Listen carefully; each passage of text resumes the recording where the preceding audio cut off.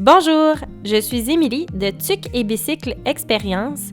J'ai lancé cette entreprise en décembre 2020 à l'âge de 21 ans, directement au centre-ville de Québec pour rendre le fat bike accessible à tous.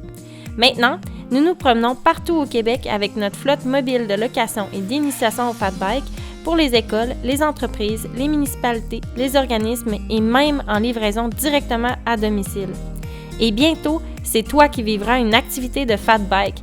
Et voici une petite introduction pour avoir un avant-goût de nos trucs et conseils pour ton plaisir et ta sécurité.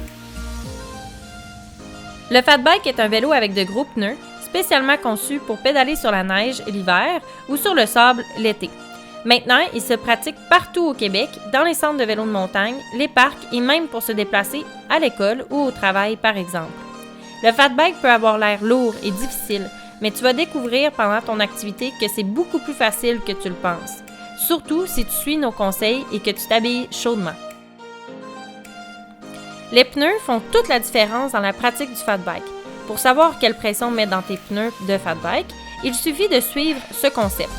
Plus le sol est dur, plus les pneus doivent être durs, plus le sol est mou, plus les pneus doivent être mous.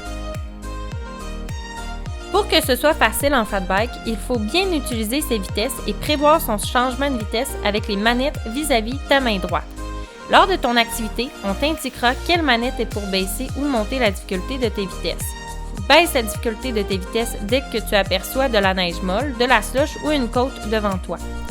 Parfois, il est beaucoup mieux de pédaler un peu plus facilement pour éviter de se fatiguer trop rapidement et de réussir à traverser les défis comme la neige ou une côte. Puis, si tu es maintenant à l'aise dans ton pédalage et que tu pédales trop dans le vide, je t'invite à remonter la difficulté de tes vitesses pour pédaler plus efficacement.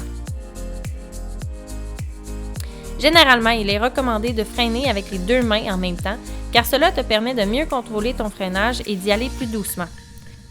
Attention, si tu aperçois une plaque de glace ou de la slush, il faut ralentir avant et ne pas freiner sur la plaque de glace et pédaler dans le vide dans la slush. Normalement, lorsqu'on pédale, la jambe doit être légèrement fléchie lorsque la pédale est au plus bas. Donc, la jambe ne doit pas être trop étendue et pas trop fléchie non plus. Cependant, au début, tu peux te permettre de mettre la selle un peu plus basse pour te rassurer, mais attention, trop bas peut être aussi très inconfortable. Si tu déposes ton vélo au sol et qu'il n'a pas de pied, toujours déposer ton vélo avec la chaîne vers le ciel pour ne pas accrocher le dérailleur.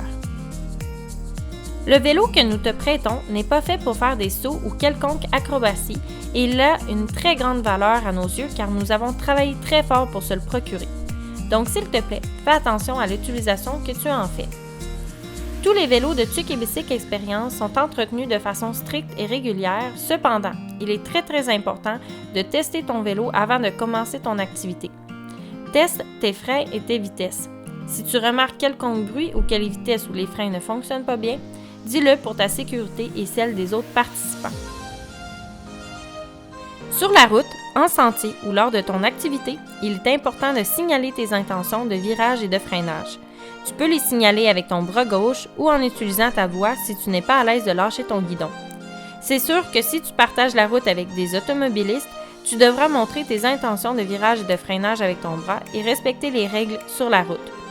Sinon, en tout temps, garde tes deux mains sur le guidon. Aussi, il est important de pédaler à au moins un vélo de distance des autres cyclistes et de toujours regarder devant soi pour éviter les accidents.